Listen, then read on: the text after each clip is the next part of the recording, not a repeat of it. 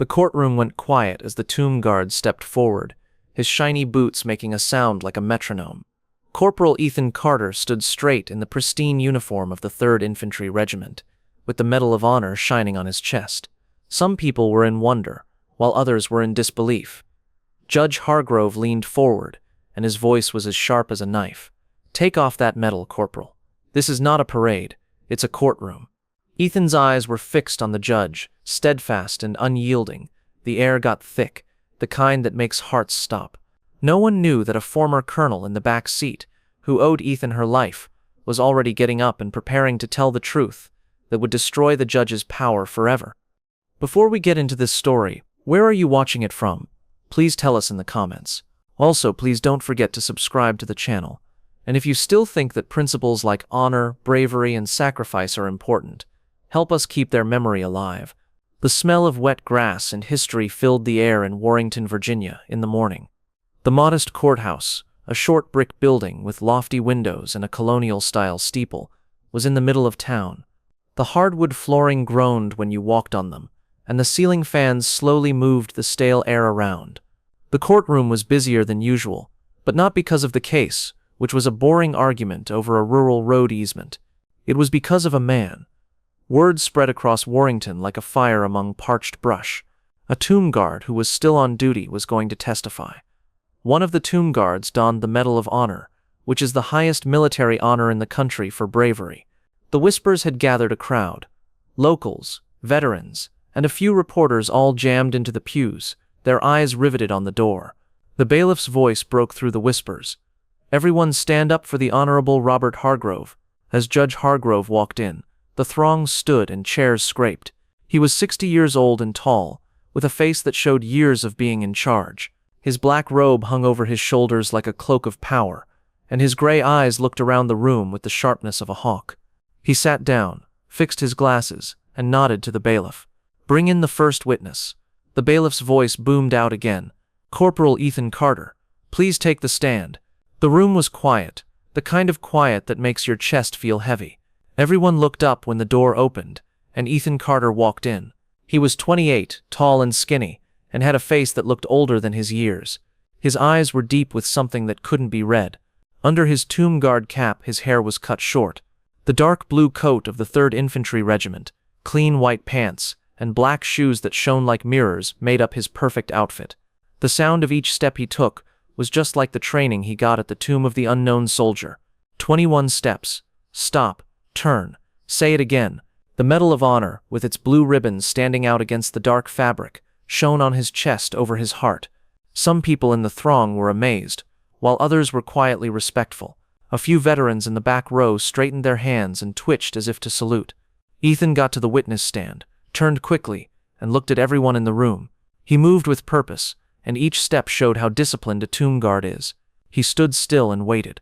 Judge Hargrove leaned in and narrowed his eyes as he looked at the medal. His voice was piercing, like a knife cutting through the silence. "Corporal Carter, take off that medal before you are sworn in. This is a courtroom, not a military event." A quiet yet electric murmur went across the throng. Ethan stayed still. He looked the judge in the eye and said, "I'm sorry." "With all due respect, Your Honor," he replied in a calm, steady voice, "this medal isn't mine. It belongs to the men who didn't return home. I wear it for them." The judge's expression got tense. He leaned back and drummed his fingers on the bench. "I don't care who it belongs to, Corporal. I am the judge in this case, and I make the rules. Take it away or you won't testify." The air got thicker, and the quiet got more heavier. A woman in the 3rd row held onto her pocketbook.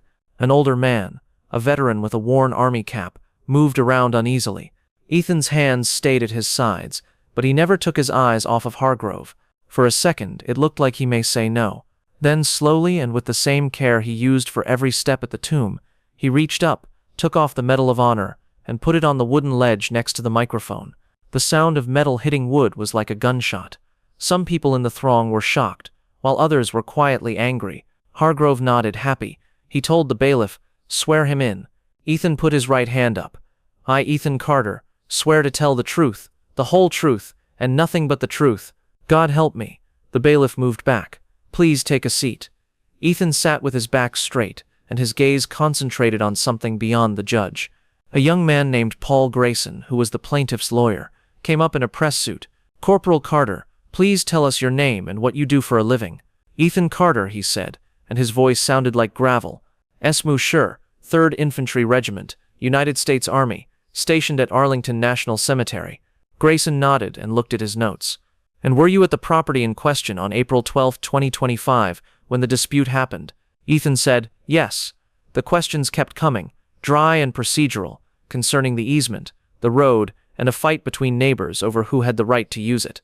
Ethan answered each one clearly, with short, precise words, but the people in the room weren't paying attention to the case's intricacies. The metal on the ledge caught people's eyes. It was shining beneath the fluorescent light, and had been taken off of Ethan's chest. The air seemed weird, like a flag that was upside down. Grayson stopped for a moment, because he could feel the tension. "Can you tell me what you saw when you got to the property?" Ethan leaned forward a little. "I went to see my neighbor, Mr. Larson, to talk about the road. His family has lived on that land since the Civil War. I arrived around 7 a.m. I didn't know who the two men were who were measuring the boundary with a laser equipment, but the gate was open. They told me I couldn't be there." "And did you?" Grayson asked. Ethan remarked, "I've been able to use that road for years. Mr. Larson's dad worked with my uncle. When I was a kid, they gave me a key to the gate." Grayson nodded. "Your Honor, I have no more questions." Richard Holt, a suave lawyer for the other side, stood forward. He was younger, and his smile didn't reach his eyes. He started with a light but precise tone. "Corporal Carter, you said something about a key. Can you prove that it was supplied to you legally?" Ethan's eyes moved from Holt to the judge and back again. "It was a present from the Larson family. For 20 years I've used it without any problems." Holt smiled. 20 years is a long time. Don't memories fade?" Ethan's jaw tensed, but he kept his voice level. "I don't forget the things that matter." The crowd moved, and there was a quiet hum of approval. Holt thought for a moment, then moved on.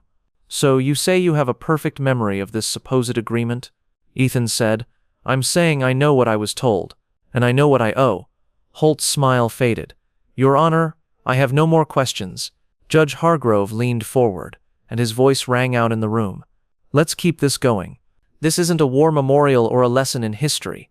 We're here for facts, not feelings." The words hit me like a slap. A man in the back row, who was wearing a Vietnam veteran's hat, made fists. A woman muttered to her friend, "That's not right." The mood in the room changed, and a wave of discomfort spread through the pews. Grayson stood up again, feeling the moment go away. "Your Honor, can I call the witness back later if I need to?" Hargrove waved his hand. "Okay. Step down, Corporal." Ethan stood up, moving slowly and on purpose. He looked at the metal on the ledge for a second, then turned and walked down. The people in the audience stayed quiet as he went back to his seat. The metal was still where he had left it, a little bit of metal that seemed to weigh down the whole room. Then it occurred. A woman stood in the rear of the courtroom. She was 50 years old, had short hair, and filled the room with her presence without trying. Colonel Sarah Ninguan, who is now retired, was Ethan's boss in Afghanistan. She wore a plain navy suit, but the way she stood made her look like a soldier. She spoke in a calm yet forceful way. "Your Honor, can I speak?" Hargrove's head snapped up, and his glasses sparkled. "Ma'am, this is a court of law, unless your lawyer or a witness has been called to testify." "I'm neither," Sarah said, cutting in with a calm voice. "I'm Colonel Sarah Ninguan, and I used to work for the U.S. Army. Corporal Carter and I worked together in Afghanistan. I was there when he got the medal that you had him take off. I'd like to speak to this court." The room stopped moving. The bailiff even looked at Hargrove for help, as if he didn't know what to do. The judge's face twitched because he wasn't ready. He remarked, "This is very strange. You don't have any rights here." Sarah stepped into the aisle and remarked, "I have the standing of someone who owes her life to that man." Her voice was thick, like a drum beat, but not loud. "In 2019, our convoy was attacked in Helmand Province. We were pushed down by 12 people and shot at from 3 sides. Ethan Carter rushed through a hail of gunshots to get us out one by one. He carried me 200 yards even though he had a bullet in his leg. That medal isn't a prize, it's a debt."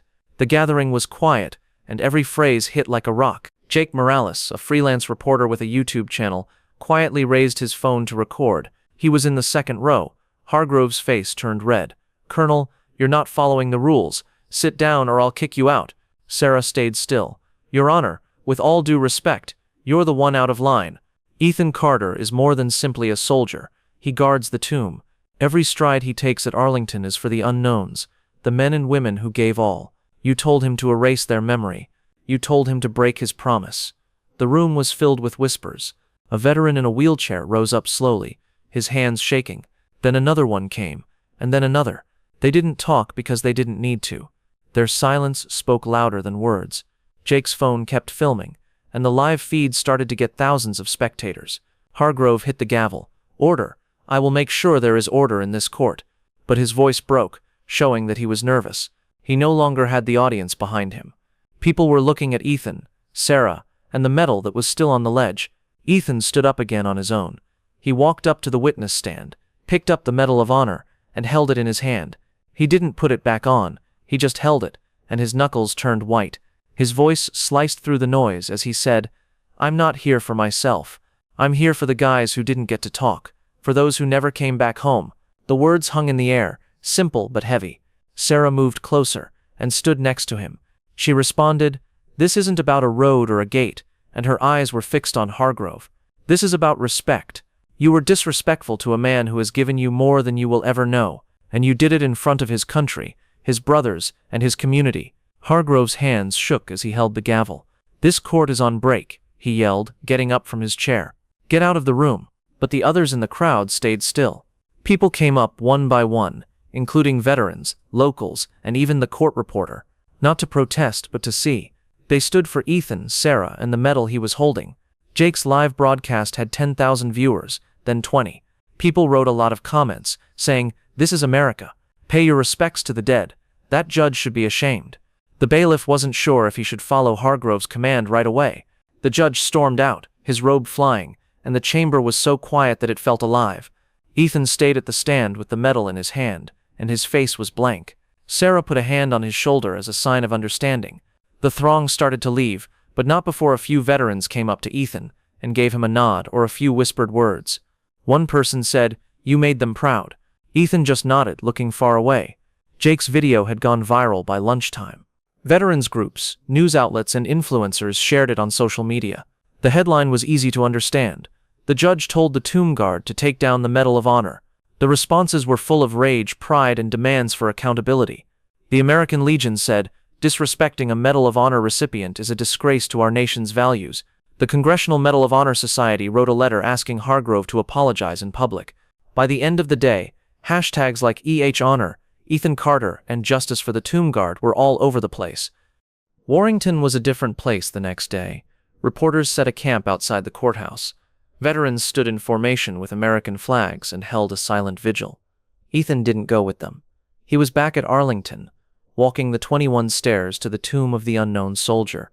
His clothing was spotless, and his medal was back on his chest. Each stride had a purpose, reminding him of the promise he had made. A week later, Judge Hargrove quit because of all the pressure. The courthouse put out a short statement that said, "Judge Robert Hargrove has chosen to retire early for personal reasons." There was no apology or acknowledgement, but everyone knew what was going on. The film had done its job. It had been watched millions of times. Hargrove's name became less important, like a footnote in a story that wasn't about him. Jake Morales made a short documentary that combined footage from the courtroom with interviews with veterans and a clip of Ethan at the tomb, where his silhouette stood out against the dawn. The last phrase of the film was easy. The medal doesn't mean anything. It's in the person who maintains their word. Ethan never talked to the media. When a reporter saw him outside his little flat and asked for his side, he shook his head. He said, "There's nothing to say. I'm just doing my job." He went back to the tomb, where his steps were in time with the hush of the unknowns. But something had changed all around the country. People talked about the narrative of that day in Warrington in VFW halls, military forums, and classrooms. It was a reminder that honor doesn't change, not for power, not for gavel, not for anything. Ethan stood alone by the tomb one night, while it was lightly raining. The marble shone damp and serious. He ran his fingertips over the star on the Medal of Honor on his chest. He said, "For you," and then he named the guys he had lost in Afghanistan, one by one. Sarah Ninguan, who was behind him in the shadows, watched in silence, like a guard. Ethan trudged on through the rain, taking 21 steps. Stop, turn, do it again. The tomb was quiet, but its voice could be heard all around the country. This is the story of a tomb guard, a medal in a courtroom, and a moment that changed what honor meant in a small town in Virginia. At the tomb of the unknown soldier, every step is a promise, and every pause is a prayer. Standing up against injustice is the best way to honor the dead, so take a break today. Remember Ethan, Sarah, and the soldiers whose names are set in stone. Share this tale not only to honor them, but also to remind us all that service is best measured by how dignified it is. And if you're ever in Arlington, stand before the tomb, watch the guard walk, and listen. You might hear the steady, unbroken heartbeat of a nation echoing across time,